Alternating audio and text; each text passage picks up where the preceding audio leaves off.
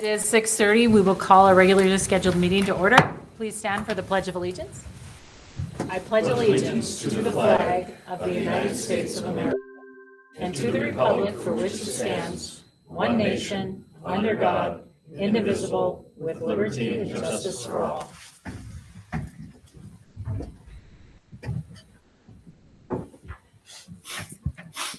Good evening. I'm going to begin with an election of the officers, but before we do that, can we approve the agenda? So moved. Moved by Pat. Do I have a second? Second. By Mindy. Any discussion? Hearing none. All those in favor signify by saying aye. Aye. Opposed? Motion passes. All right, this is our annual meeting for an election of chairperson, clerk, treasurer, and more for designating our annual notices. So I'd like to begin with nominations are now in order for the office of chair. Madam Chair, I nominate Mark Schroeder. Mark Schroeder is nominated. Are there any other nominations for the office of chair?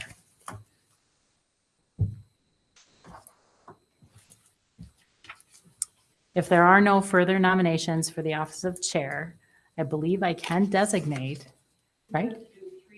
Oh, we do still have to do 3 votes. Okay. I thought if there was only one, I could get away with it. Are there any further nominations for the office of chair? The second call. This is the third call. Are there any other nominations for the office of chair?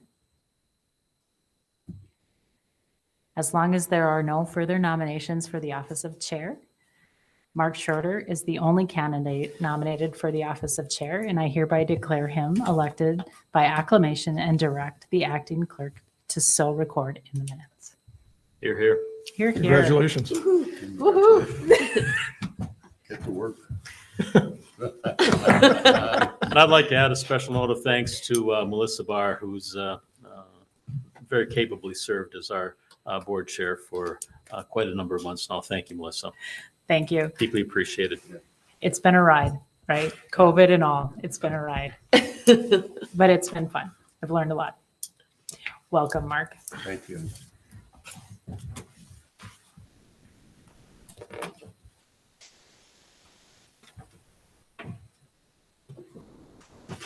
Let me clean up my stuff.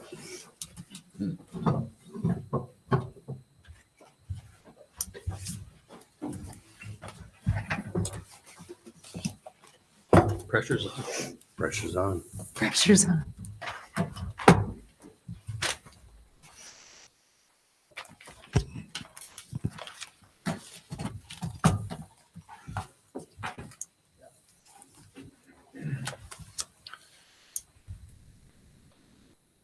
At this time, I'd like to take nominations for the office of clerk. I would like to nominate David Marty for the office of clerk. Thank you. David Marty is nominated. Are there any other nominations for the office of clerk?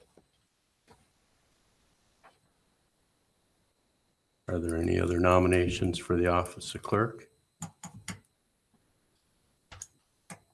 Call number 3. Any other further nominations for the office of clerk?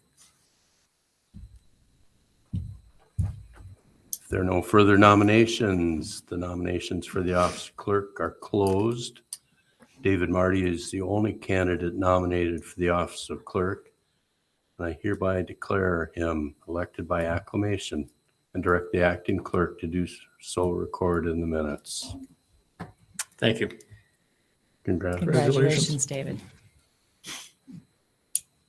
At this time, I'd like to take nominations for the office of treasurer. Madam Chair, I nominate Ben Hawkins. Ben Hawkins is nominated. Are there any other nominations for the office of treasurer?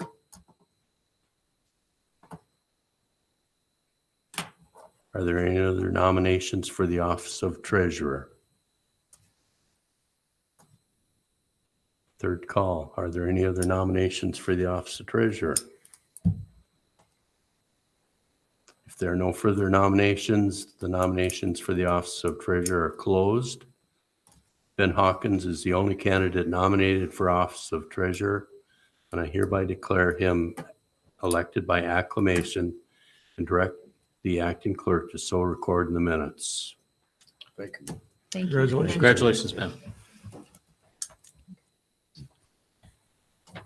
At this time, I'm looking for a motion to designate the deputy clerk. The board designates the superintendent's confidential assistant, Julie Rasmussen, as deputy clerk under the direction of the board clerk to perform duties of the clerk as deemed necessary. So moved. Second. Motion by Pat, second by Ben. Any discussion? All in favor? Aye. Opposed?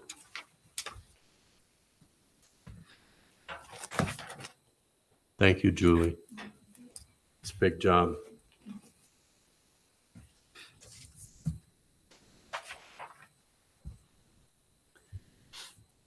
At this time, we're going to look at highest student achievement, and we're looking for Darren Hofstad. Talk to us about Grand Rapids High School.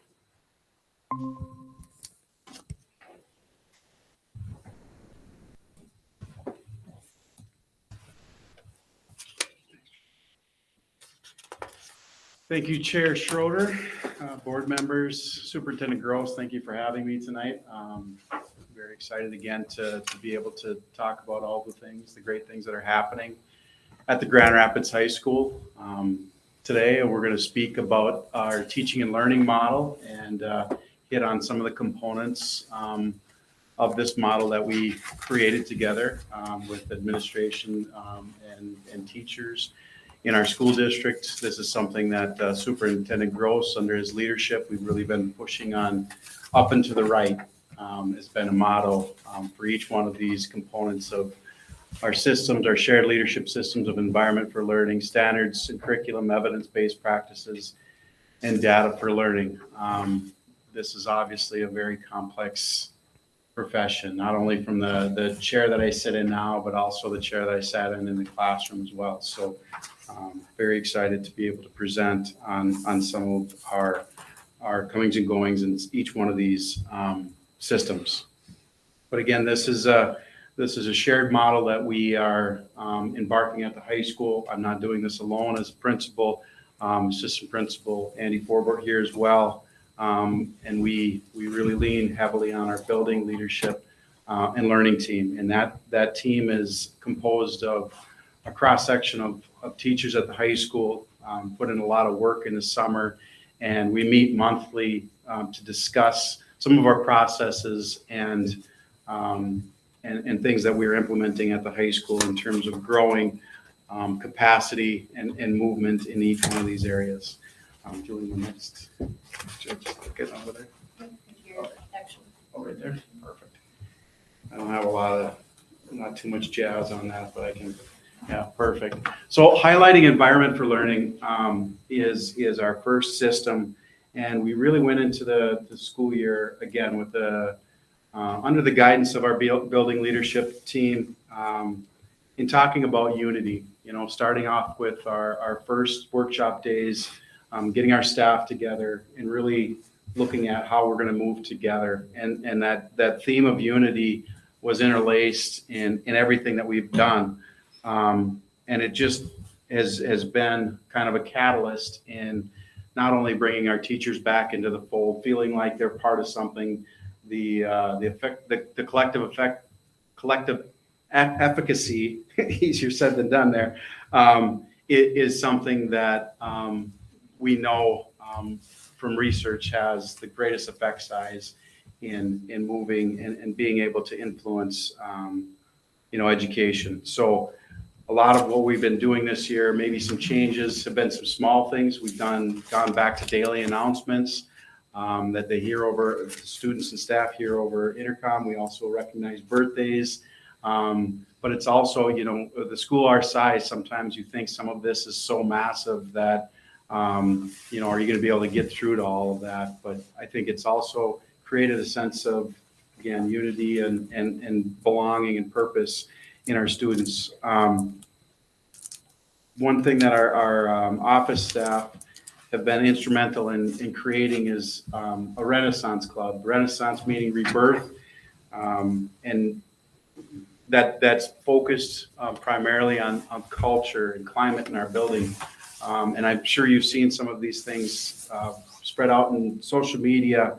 But we've done things such as thank you notes, writing personal thank you notes from students to peers to teachers to the building as a whole in terms of whether it's our custodians or our kitchen staff, and that's been a really welcomed part of building that culture. Commitment to kindness. We recently had a rally also right before our winter break, where the rally recognized excellence, not just, a lot of times we'll have a pep rally that recognizes athletic accomplishments of our sports teams and some of our clubs, but this recognized academic achievements and focused and highlighted some of the great things that students and teachers are doing in the classroom. Many of you have been part of our Student of the Month ceremonies in the past, and those have been really an inspiring event, not only to hear from what the great things that our students are doing, but also just to hear from our teachers and how well they're making connections with the students, and that relationship is really how we can, ask kids to do things that they never thought they could do before. Also in our environment for learning, we embarked on a school-wide survey with our staff in terms of really finding out what are our foundations, what are our beliefs, what do we believe about kids, what do we believe about ourselves, and again, it goes back to that collective efficacy, and we focused our survey around our spirit, science, action, and return, our 4 components in our positive community norms, rapid rising grip coalition that we have incorporated. So really, again, trying to tie things that we already have going on in our school and our school-wide community and bringing it together. Finally, one of the things that's probably been the most, has sparked the most curiosity in our environment for learning is safety. And we recently installed and have got off the ground vape detectors. So vape detectors are little devices that are put up in our bathrooms. The perception was, that everybody's doing it. Everybody's vaping. Kids can't use the restroom, and we know that there's definitely an issue, and there's been some concern and safety concern. Last year there was some vandalism in bathrooms, and these are spaces that are really difficult to monitor. So we did some research and had a trial on a vape detector and found it to be very fruitful in terms of being able to get some answers in terms of what's going on there. It makes the conversations go a lot easier.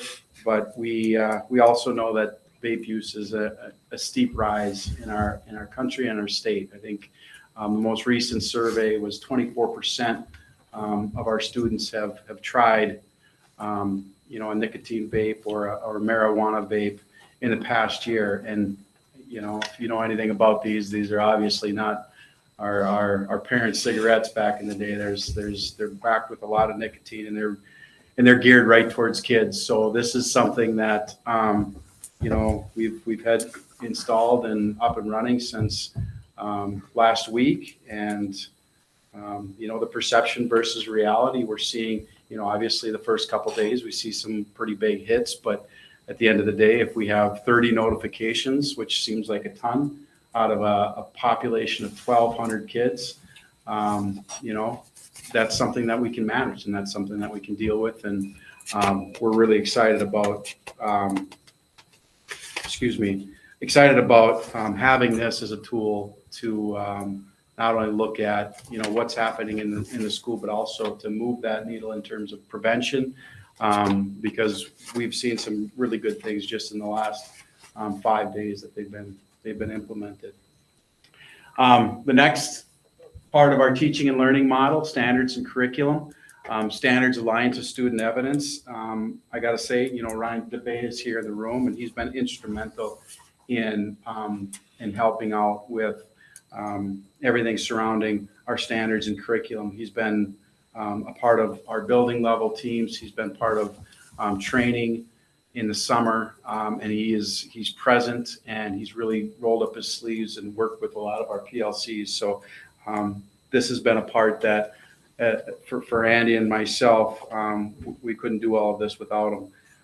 Focuses on benchmark achievement level descriptors, BALDs.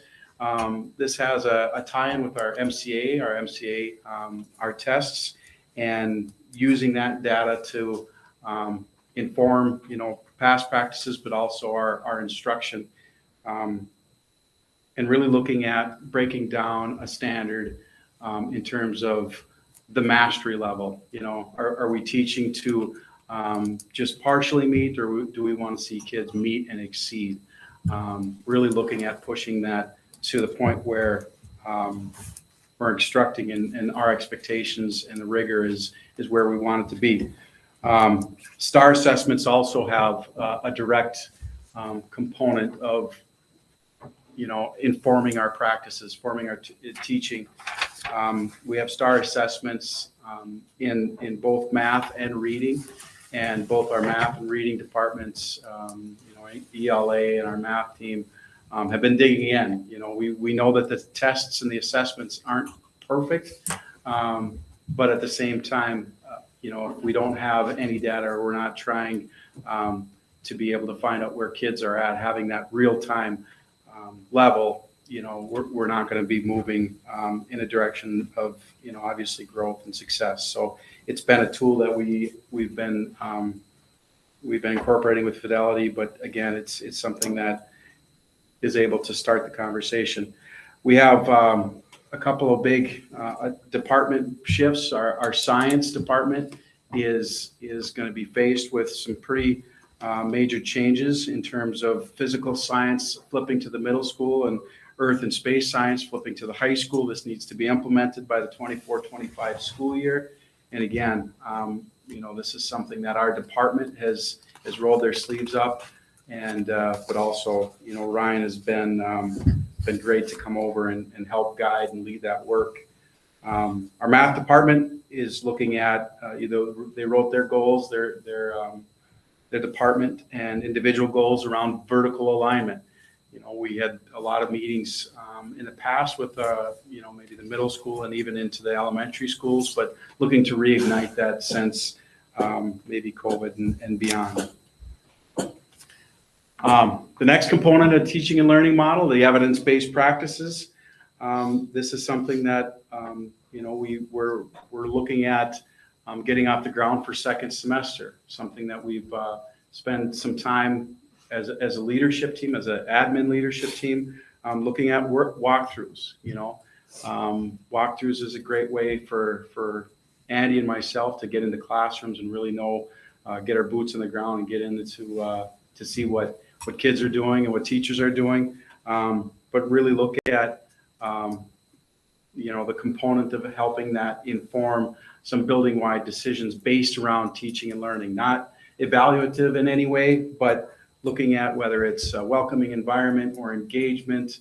But it really has, our building leadership team really has the input in terms of where we want to be able to move and be able to talk about some big topics like anything in the classroom with teaching and learning. So interventions is part of our MTSS implementation, as we're still, I wouldn't say in the infancy stages, but certainly a little bit further behind than where maybe some of the elementary schools are, just based on high schools. This is really new work. This is things that we're pioneering, and interventions is certainly age old in terms of being able to make some moves when we see some students that are struggling, and we don't have a lot of wiggle room anymore in terms of where to put them. Whether it's ALC or remediation or things like that, we have to make sure that what we're doing in the school day, we can manage and make some gains in that regard. Also, IB is undergoing a 5-year review, and this is a really good chance for us to reevaluate what we're doing in each one of our categories in IB, but see where we have maybe some deficiencies, where we have strengths. But the 5-year review, and I've been through it as a teacher many times, is certainly labor intensive, but also you get some really great things and great data out of it. And then finally, Avid. Avid is I was able to go to my first conference this summer in Avid, but assistant principal, Mr. Forbort, has been, he's been instrumental in terms of from the inside out working with that team. And there was a lot of great things happening prior to COVID with our Wicker strategies. Wicker is writing, inquiry, collaboration, organization, and reading. But these are just some best practices where we can build some cohesiveness within our departments, that it doesn't have to just fit in English or social studies. It can be cross curricular, and it really is going to be a catalyst in terms of directing our early outs potentially into the second semester. So that's our evidence-based practices. Finally, data for learning. And this was where we probably scored the lowest. When one of the things that you might see in some of the buildings is this teaching and learning model. And we did some self-assessment as teachers and as administrators, and looking at department and ourselves. But data for learning was one area that we knew going into the year was something that we really wanted to focus on. And I think we've gotten a great start. Our counseling department, our 4 counselors at the high school have been phenomenal in all of their work in terms of diving into the work. But they've been leading our DART team. Our DART team is our data action response and review team. We have our Anishinaabe, Gakino, Amatawin, and truancy prevention specialists and school social workers on that team as well. But this is a team that meets weekly to dive into data related to, whether it's student successes or student growth opportunities. We really focus around a tool that was, again, implemented in maybe the elementaries earlier, a little bit later for us, but EduClimber. And you've probably heard about EduClimber in the past as well, but this is a system that, explores and looks at the whole child. It gives us an opportunity to break down and look into early warning systems. It has the opportunity to warehouse IEP and intervention tracking. But it also is just like more so than just looking at the kid in particular, is looking at class-wise and system-wide interventions. So things that we're seeing, we can tag with kids and some of our interventions that we're doing, whether we're pulling students out for some extra organizational help or some close reads, some reading strategies. We're able to track whether or not it's working, and it's really groundbreaking. It's powerful stuff, I think, at the high school. So again, I'm very excited about it in terms of what our team has been able to do in terms of rolling up their sleeve and getting to work. Also, SABRS is another component, a risk screener that we rolled out to freshmen. It's a social, academic, emotional, and behavior risk assessment screener. Because we know, mental health is on the front of everybody's mind. 20% of all students will experience a mental health crisis at some point in their life, and that's a pretty sobering statistic. And some of the students we see, and maybe it's a little bit more outward, but screener allows us to get to all of our kids and really be able to catch maybe some of the ones that we haven't seen or we don't know about. But this is all again part of a bigger system. We're able to take this and put it into whether it's EduClimber or our DART team and really explore it. So these are some of the great things that have happened so far. Being able to have something like this out in front of our staff and really focusing our efforts so we know where we're going has been really powerful for me. Being a first year, sitting in the big chair, so to speak, is quite daunting. We know we're going through some We've been through, deficit spending and reductions, and despite all of that, not just putting it in neutral and coasting, really have some high expectations of, obviously myself and our team, our staff, and our students. I think we've had a great start of the year.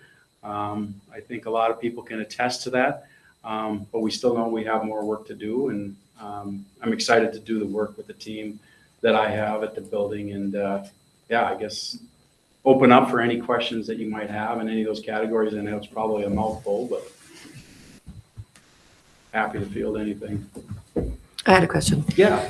So you're talking about the rallies, Pep Fest type of thing, but not for sports, but for academics. So what does that look like? I know the usual Pep Fest are like the whole school and. Yeah, and it's very similar. I mean, we looked at, it's similar to what we had in terms of like an 80-minute rally, just like we had for maybe our Pep Fest in the fall homecoming, for example. But what that looks like is recognition ceremonies, whether it was students that were academically power players in the classroom, top 20% in their class, good attendance. We also looked at, things like random acts of kindness, kids that just, they go about their day and they do things for others that don't really get, recognized, unsung heroes.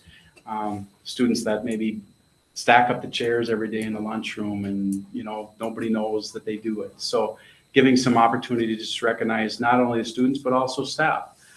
Staff that have gone above and beyond, whatever circumstances are thrown their way, they continue to come and provide excellence. I believe Jeannie Ryan, one of our custodians, was recognized, and it was just a great day. And we had some games and some fun giveaways and things like that went out throughout the day. But it was definitely new for our school. Timing was great in terms of right there before winter break, but heard a lot of great things about it from kids and staff alike. Being able to recognize other things sometimes is really powerful. So it's very positive, and we hope to continue. That's great. Thank you. Yeah.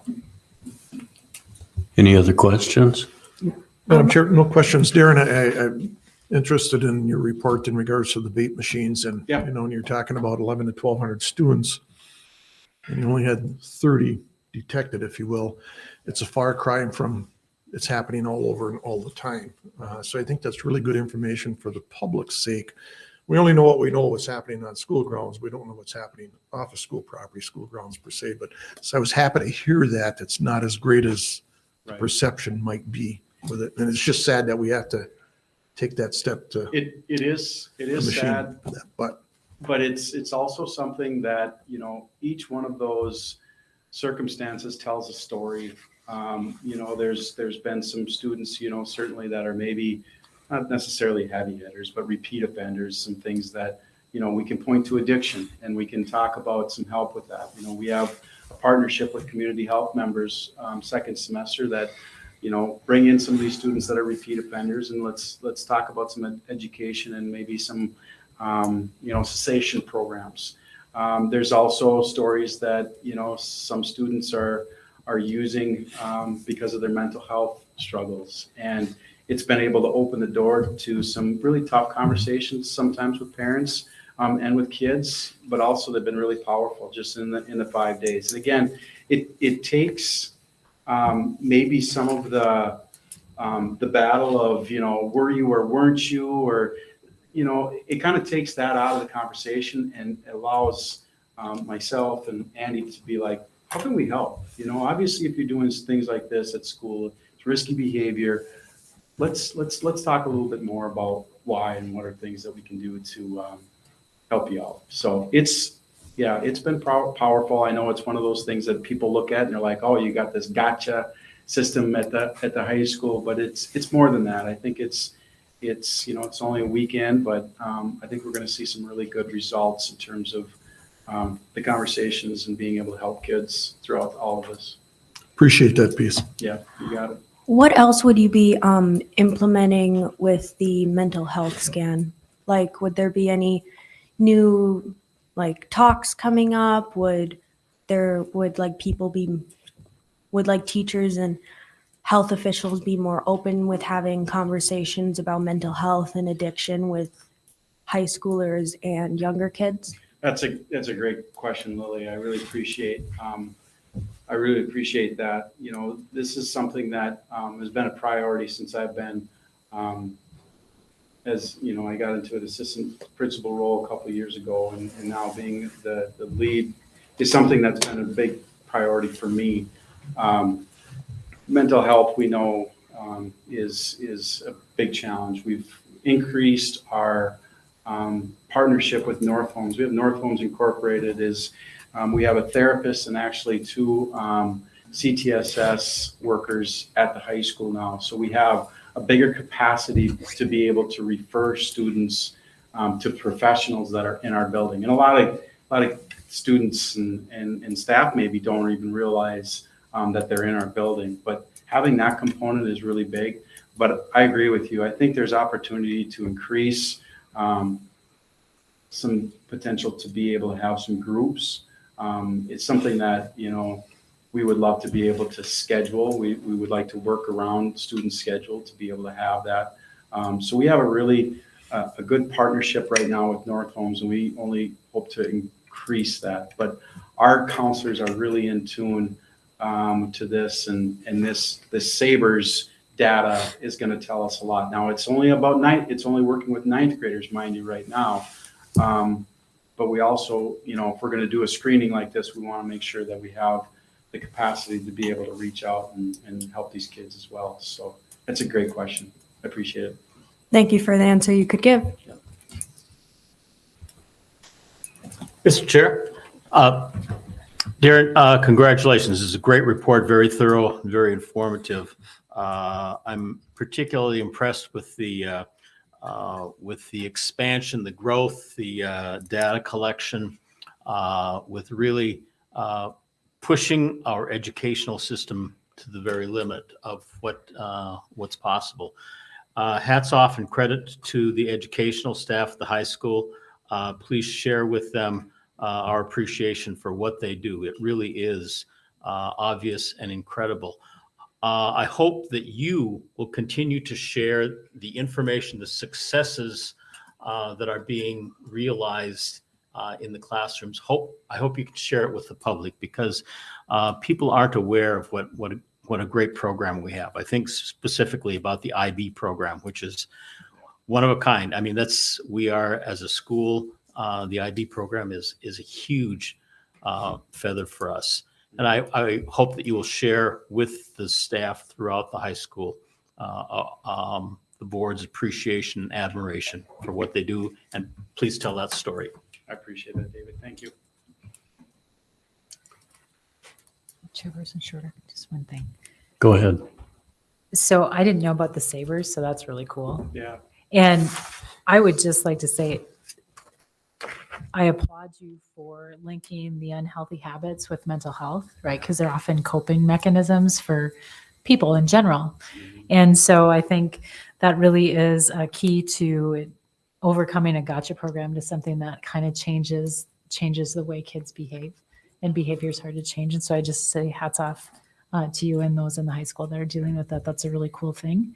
And this was something when we sat on panels for when we were in the board chair election thing, this was one of the big pieces that a lot of people ran for school board around was mental health. And so it's really cool to listen to, yep, we've upped our mental health. We're upping our game. We're learning. We're ready to implement some more. But we're taking it in strides where we can actually do something with it. We're not just going to run out with everything and then fall short. And so just super happy. Thank you for doing that. Thanks you for leading that. Thank you, Darren. Thank you so much, guys. Thanks, Darren. Thank you. At this time, we don't have any agenda items under safe and welcoming learning environment. We'll move on to effective and efficient systems. And we'll have a district facilities update. Sean Lewis, welcome back. Thank you, Mr. Chair. Good evening. Congratulations for your new positions. Thank you. Yeah, Always a pleasure to be here. Here for an update on the Big Fork School project, Grand Rapids High School project. And also we have some great news for the Southwest renovations project as well. I'm excited to share tonight. So quick illustration of where we're at. The Big Fork project. We are in the shop drawing process, reviewing submittals and procuring equipment and materials for that. Same with the high school. Southwest, we just finished bidding that next week. I'll share that information in a moment. Quick update on Big Fork. Submittals and procurement are well underway. So we're working together, also collaborating with the project team for the schedule, making sure that we are getting everything we need on time and that we have a good schedule to do the work this summer, pardon me. Now we're talking about this year, first meeting of 2023. Also working through state plan review and collaborating with the staff. We're looking to start the addition as soon as May, and then the interior renovations as soon as students are released for summer break. High school update. Last meeting I was here, we recommended approval of contracts. So those contracts have now all been issued to the contractors. I believe at least 3 of them are fully executed. I believe the 4th one is too. Submittals and procurement are well underway on that one. Again, we've shared and talked about this a couple of times as well. The air handling units, the large mechanical equipment, that's kind of the primary part of this project. The last time Thielen Mechanical, Nate Riley, actually, who went to high school himself, as a matter of fact. So he's alumni. That's what I was trying to get out. So he's actually the one I'm working with. He shared that we're about 18 to 20 weeks out, and that was 2 weeks ago now. So we're in a good window where we should be able to get equipment that we need for the summer of 23, and then that's phase 1, and then summer of 24 we kind of have in our back pocket, so to speak, as well. So that's one other thing we're working on with the project team during our schedule collaboration. We have 2 phases for the project, so we're reanalyzing that with the alternates that we selected, and then looking to see if we need to change in either of those phases at all to make sure we have a balanced approach, and then of course that we can get everything we need for the summer of 23 this year. So it'll be a busy summer at your school this year in a good way. Yeah. Looking forward to getting that one rolling, starting in June, and then finishing phase 1 in August. These types of projects are always kind of exciting when teachers are eager to get back in their spaces, and we're still putting things back together in the middle of August. So we'll do our best to accommodate that as much as we can and work together with the contractors. And then again, phase 2 is in summer of 24. Okay, Southwest, this is the good news, the big news for tonight. Well, real quick, we do have state plan review is underway concurrently with the bidding process and the information we'll be discussing tonight. So I won't get too much into those boring details, but we're working on this particular project. Again, is going to be similar to the elementary schools. The elementary schools, we submit drawings down to Department of Labor and Industry in St. Paul. They do their plan review, and then it goes to John Peterson here at the city right now. He's the building official through the city, because it's in the city. So that will be the same with Southwest. So he's already been queued for the project. He has a building permit application in his hands, a set of drawings, so he can do his review concurrently with the Department of Labor and Industry. Their reviews are already underway. Right now, I mentioned that because that's, as soon as we get that process completed, we can start the work, pending the board's approval of a contract tonight, of course. So we opened bids last Thursday afternoon, and we met right away Friday morning with the facility steering committee to review bid results. And we're here tonight to recommend an approval of a contract. And then we'll be, like I mentioned, we'll be looking to dive into the building renovations right away, pending state plan review. Last we checked, we are 8th in line. Not 100% sure what that means, but hopefully that means that we'll have something back from them in 2 or 3 weeks, because that's when we'd like to see it. And then we'll get into the parking lot, constructing a new parking lot this summer. Okay, bid tabulation for the results. So we got a win on this one. I'm excited to report that we received bids under our budget, under our estimates. Yeah, wow. So that's great news. We have some bid efficiencies to work with. We've already started some discussions on what to do with that. I'll touch on that a little bit in a moment. So we received 2 bids, which we were expecting. This project again was done as a single prime contractor. So the 2 main general contractors in the area both bid on the project, TNT Construction Group and Hawk Construction. And you can see they were pretty close on their pricing. We also asked for alternate pricing here and unit pricing for carpet tile flooring.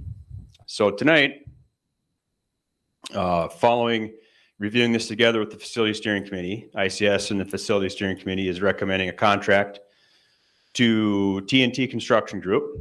And you should each have this recommendation letter in your packet as well.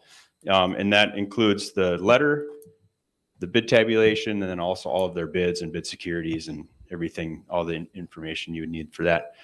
So obviously we'd recommend TNT's base bid today. And then as far as alternates, we're recommending alternates 2, 3, 4, and 5. We are recommending that we pass on the alternate 1. Alternate 1, as a reminder, was for the folding wall in the meeting rooms. That's just not the best. We don't feel that's the best value for what we're expecting to get on that. Facility Steering Committee discussed that one, and we're recommending these 4 at this point. It was mentioned to me, there was some discussion earlier about audiovisual in the potential boardroom, those meeting rooms. So this alternate number 3 here included some infrastructure for connecting monitors like this one, for example, and maybe room 135. And then those can be brought over to the southwest space and mounted on the wall and connected and all that. So we're able to, so that's in one of these alternates we're recommending tonight. We did review these at our page turner, our overview of the construction documents last meeting, I think it was. Consult rooms are in the ALC. Those are 2 private consult rooms where both ALC classrooms have access. Alternate 3 is upgrading finishes and some infrastructure for audiovisual in the meeting rooms that are previously the cafeteria. On alternate number 4 are for upgrading finishes in IASC and SPED and kind of I call it the East Wing, the East 3 classrooms on the side of the building there. And alternate number 5 is for upgrading restrooms. Right now it's 1 restroom. We're going to turn it into 2 single restrooms with a storage room with washer and dryer hookups on the north side of those with access from one of the SPED rooms there. So that brings us to a total of $2,306,000. And that's bid alternates 2, 3, 4, and 5. And again, our construction budget is $2.7 million. So we've discussed what to do with a few ideas what to do with those bid efficiencies. So we're sitting in a great spot here. And so upon board action, we will go ahead and we've already started the draft this contract actually. So upon your approval tonight, we'll get the contract out to TNT and get underway with submittals and procurement and start bugging the Department of Labor and Industry as much as we can to get our plan review back. I did want to mention, just again, taking a step back on this project, I am kind of excited because if you remember, this is a long 4 years of working on this, for me at least 4 years. For some of you, it's more like 6 or 7 or 8. And then on Southwest, there was at one point, this was going to be the dream project, put it that way, was a $6 million project. And we worked very hard. And again, I just wanted to just point out and, give the group kudos, Mr. Gross, Facility Steering Committee, the design partners. We worked real hard to bring this project back down within the budget and the funding that we have. So now we're at a $2.3 million project. So I'm real excited about that and happy with our results here. And I covered most of that already. Any questions at all tonight? Mr. Chair, Sean, I think we probably need to have some more discussion, maybe back at a facilities meeting in regards to that alternate 3. Sure. I think it's probably a little more in depth than just what you're talking about. Tonight we were talking about how we might be able to live stream through ICTV and not sure what that might take cameras and et cetera, et cetera. So okay, this kind of goes back to our other meeting list of needed priorities versus wants. Sounds good. So. Any other comments or questions at all? Mr. Chair, on time and on budget. Magic words. Thank you. Yeah, my pleasure always. Yeah. Yeah, it is fun to have a win. So I'll just stick around for the next agenda bullet point, Mr. Chair, whenever you're ready. That's our recommendation of approval of the contract for Southwest Tier 2. So moved. I'll second. Got a motion by Pat and a second by Mindy. Discussion. Mr. Chair, and I sound like a broken record, but every time we approve one of these contracts, I always circle back around to when we did our elementary and what the bigger picture was of reducing our footprint. And as we know, doing Southwest, that means we're going to be vacating the admin building and eliminating the admin building as we did with Sully Murphy and getting rid of Forest Lake and the rest of it. So in the long run, it'll make us a little bit more efficient at the school district and utilize that space at Southwest. And the reason Southwest, it was the best building out of the ones for us to look to the future to. So again, we're just following through on what we told the community when we actually went out for a referendum in regards to the elementaries. And I know that's a condensed, but it's a long story, if you will, condensed down to getting to where we need to be. And we'll also be getting rid of a lease for Yes, ALC. yes.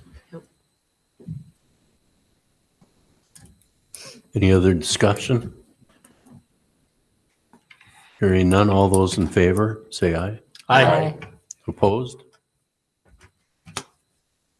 Motion passes. Congratulations. Yeah, Good work. my pleasure. Thank you, Nice Jen. job. Thank you, everybody. Have a good evening. Thanks. Sure.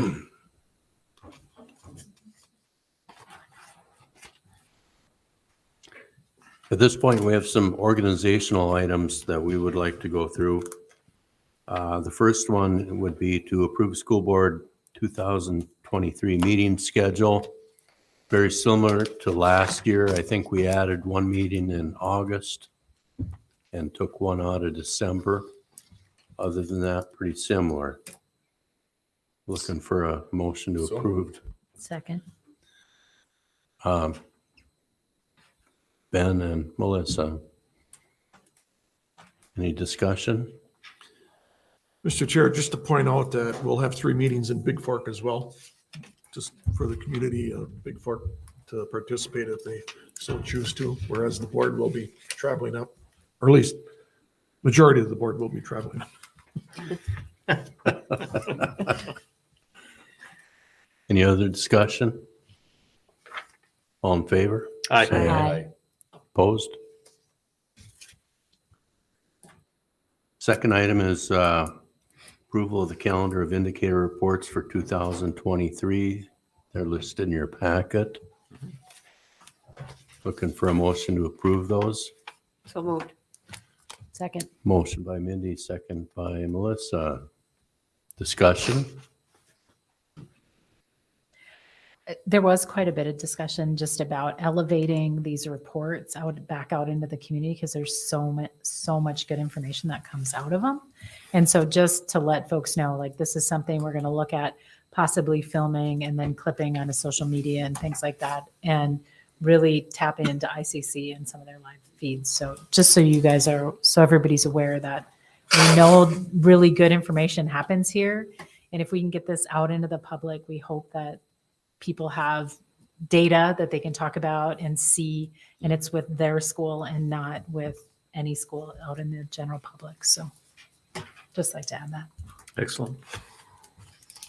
Any other discussion? All in favor? Aye. Opposed? None. Thank you. Motion passes. The next item is approving the board payment rates for 2023. Just informational, the annual rate for a board member in 318 is $2,500 for 19 meetings. And I think Casey brought us the state average, $5,754. So I'm looking for a motion to approve. Madam Chair, I move we keep our annual salary where it's currently at $2,500 for 19 meetings and $2,925 for board chair. I think the last raise here goes back to 2012, where it went from 2,300 to 2,500. And again, if if we're here for the money, we're here for the wrong reasons, right? It's about what we do for kids in the district as a whole. So whether we're above average, below average, it is what it is. And I'm, as one board member, I'm finally okay with where we're at with it. So Got a motion by Pat, looking for a second. Second. Second by Ben. Any discussion? Hearing none, all in favor? Aye.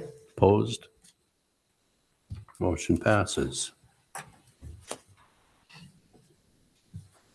Next item on the agenda is approving the board committee assignments for 2023.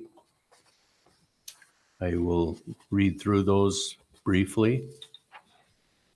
It's almost as fun as reading the meeting announcements. Activity Review Committee, Mindy Nearing, Mark Schroeder. Community Ed Advisory Council, Mark Schroeder. Endowment Committee, David Marty. Facility Steering Committee, Ben Hawkins, Pat Maduri, Mindy Nearing. Finance Committee, Ben Hawkins, Pat Maduri. Fringe Benefit Committee, Pat Maduri. I ask Melissa Barr, Mark Schroeder is the alternate. Labor Management Committee, Ben Hawkins, Pat Maduri alternate. Labor Management Committee, ESP unit, David Marty, Melissa Barr. Meet and Confer, Mark Schroeder. Partners in Education, Mindy Nearing. Policy Review Committee, David Marty, Melissa Barr. RAMS, Pat Maduri, alternate Melissa Barr. Referendum Committee, Ben Hawkins, Mark Schroeder, David Marty. Special Education Advisory Committee, David Marty. Staff Development Committee for the district, Mark Schroeder. Wellness Committee, Melissa Barr. World's Best Workforce, David Marty. ISD 318, 319 Collaboration Steering Committee, Mark Schroeder, Melissa Barr during the transition, Ben Hawkins alternate. Boys and Girls Club, David Marty. Grand Rapids Chamber Meetings, Mindy Nearing. Minnesota State High School League voting member, Mark Schroeder. And the Rife Board, Mindy Nearing. Looking for a motion to approve those committee assignments. So moved. Moved Second. by Melissa, second. second by Pat. Discussion? Mr. Chair, sitting here, and as you're reading these off here, and we have student representatives here. And actually, when we were in our board workshop, it didn't occur to me that we're going to have student representatives on our board. Would it be appropriate to maybe have the board chair and the superintendent sit down with their student reps and see if they might be, one, if it's appropriate to have student representatives on any of these committees? And second to that is what committees would be appropriate, if they'd be interested in sitting on those committees, of just bringing more participation from the student perspective in regards to these committees. And I realize we're setting committees for the board members, but maybe sometime in the near future, maybe as board chair and superintendent can meet with our student reps and see how that might fit into the mix. I agree with that. That seems like it would be a very beneficial idea for not just the school board, but for us to have a more learning kind of perspective on different situations. I think it's a great idea. We can certainly do that. Thank you, Mr. Chair. Any other discussion? All in favor? Aye. Opposed? Hearing none, motion passes. The next item on the agenda, approve designated financial institutions for school funds. So moved. Second. We have a motion and a second. Any discussion? All in favor? Aye. Aye. Opposed? Hearing none, the motion passes.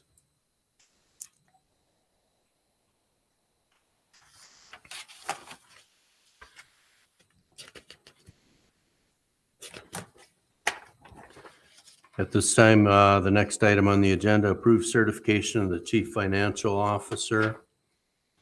We're looking to approve Carolyn Dean to act as the chief financial officer and exercising the power of the school board in designating deposits for the district and initiating and delegating responsibility for electronic fund transfers, the transferring, release collateral, and in the letting and assignment of all contracts and construction change orders over $175,000 during the calendar year 2023.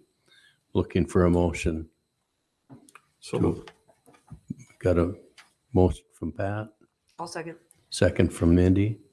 Mr. Discussion. Chair, a correction, I think in the contracts under $175,000. Under 175,000. Thank you. Discussion.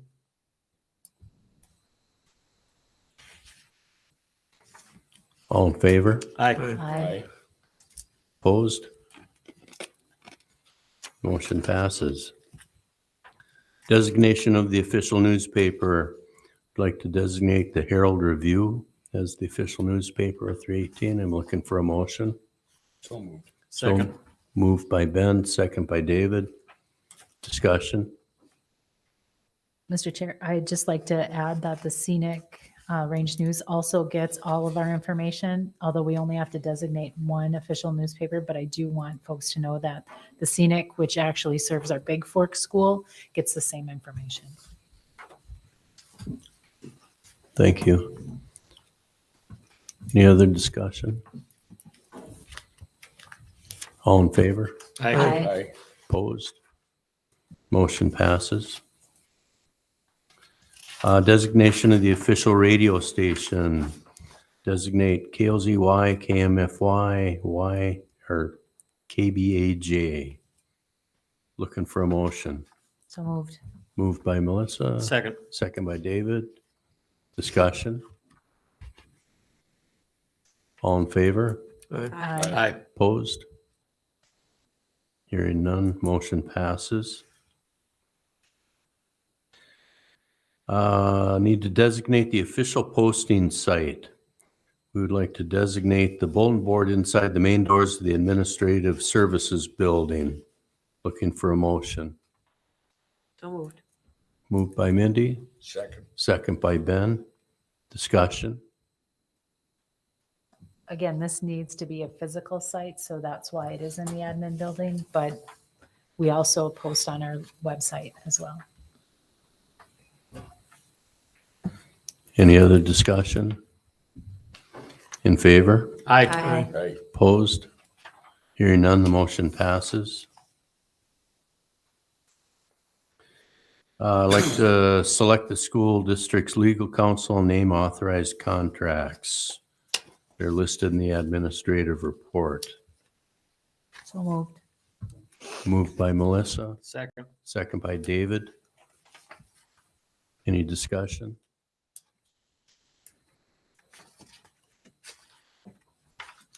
Hearing none, all in favor? Aye. Opposed? Hearing none, motion passes.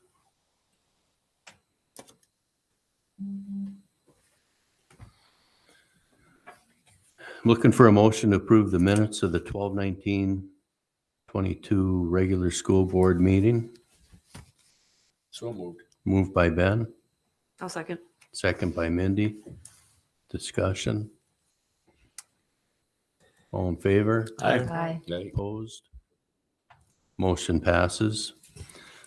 Looking for a motion to approve the minutes of the 12/28 special board meeting. So moved, David. Moved by David, Second, Melissa. second by Melissa.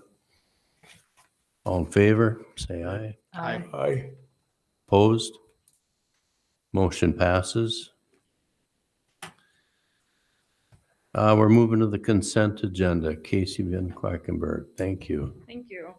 Tonight on the consent agenda, we have Trina Badia, ESP resignation, Caden Callanan, Big Fork Junior High Boys Basketball Coach replacement hire, John Mackey, custodian replacement hire, Robert Miller, bus driver replacement hire, Eric Northard, teacher retirement.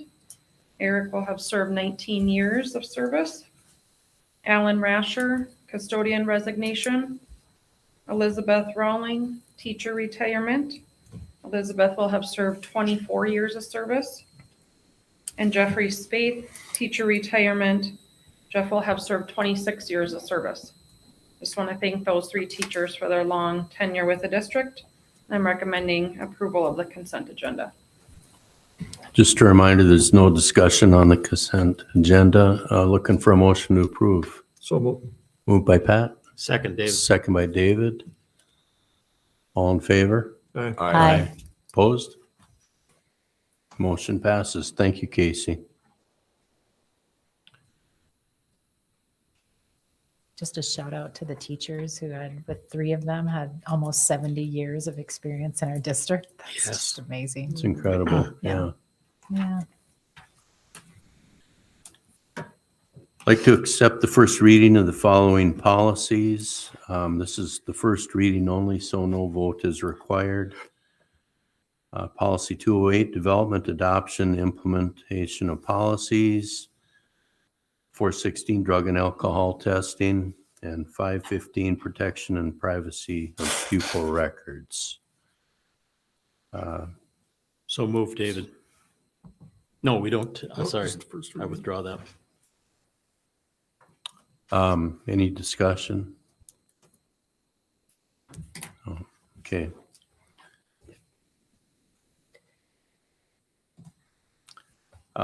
Moving on to partnerships, I'm looking for a motion to approve the 2023 Range Association of Municipalities and Schools, the RAMS membership.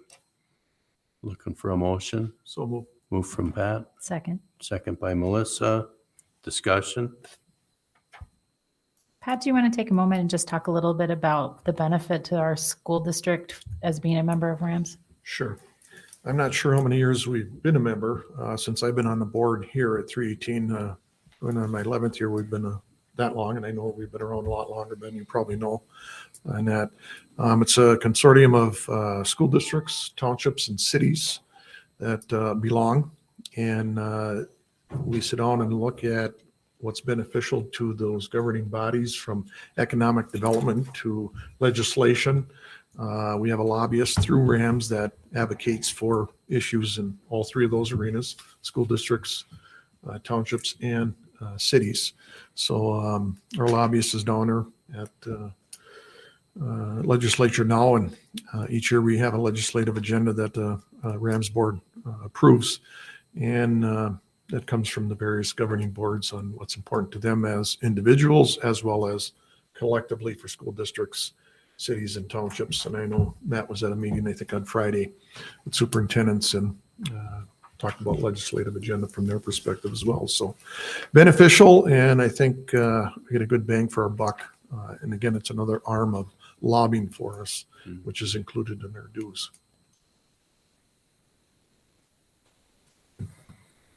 Looking for a motion to approve. I think we already did that. Did we do just that? need a vote. Sorry. Okay. Any other discussion? All in favor, say aye. Aye. Opposed? Motion passes. Moving on to board reports. Summer and Lily, would you like to report on the happenings in the high school?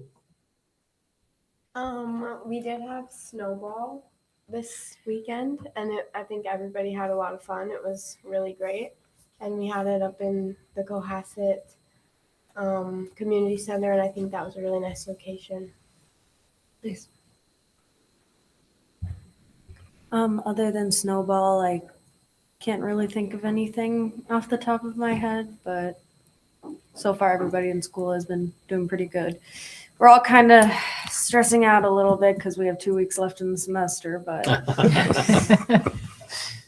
it's still pretty good though. Nice. Reports from other board members?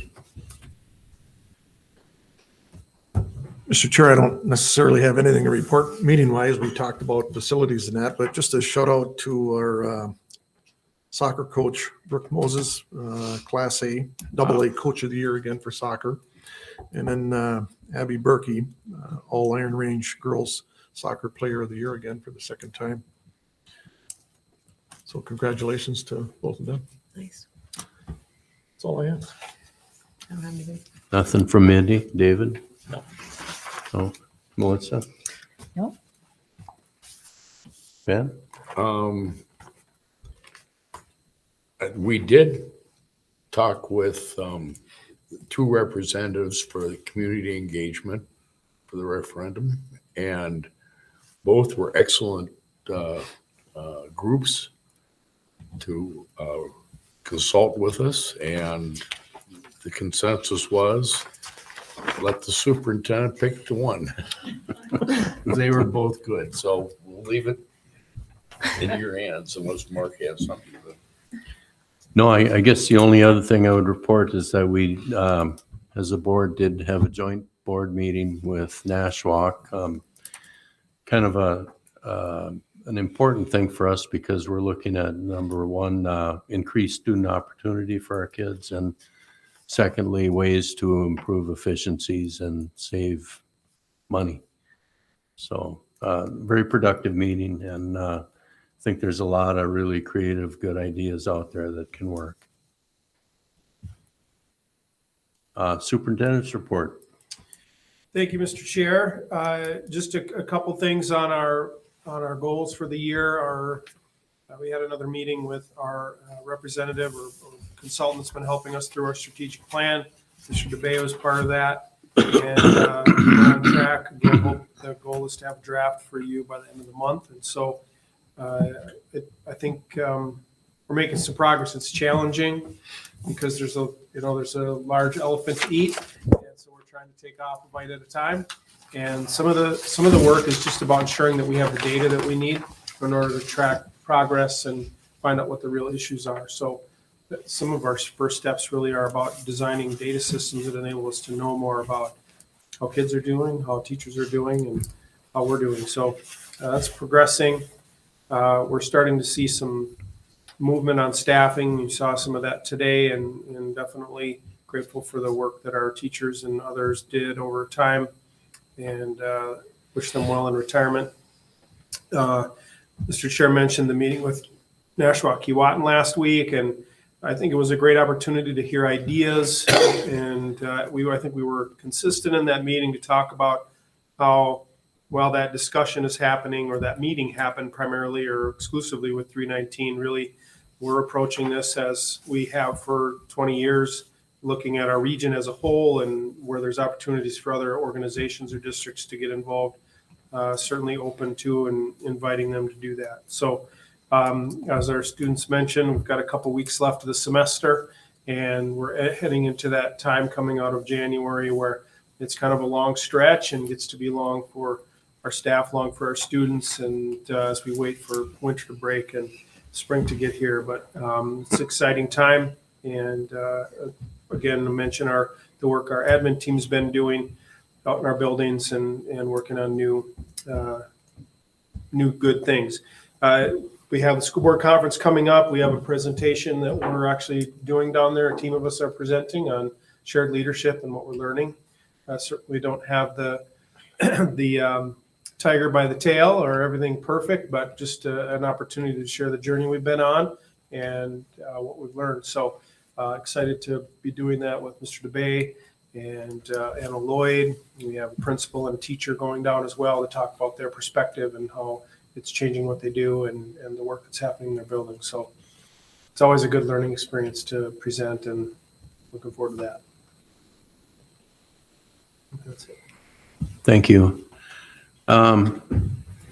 Just want to let everybody know that upcoming school board committee and meeting dates are posted on each agenda. School board meeting agendas can be found on the district website and on the designated posting site at the ISD 318 administration building. Is there any other business for the board? Thanks for letting me duck out to my daughter's band concert. And how was it? It was good. Yep. They played their songs and then they rotate a new group in. And so, yeah, it was, the rifle was full. So it's fun to see. Yeah, it's quite the synchronized event up Yep, there it when is. they're They have it moving them dialed in and moving them out. Julie, has anyone signed up for public input? They have not. Meeting's adjourned. Mr. Chair, thank you. Thank you.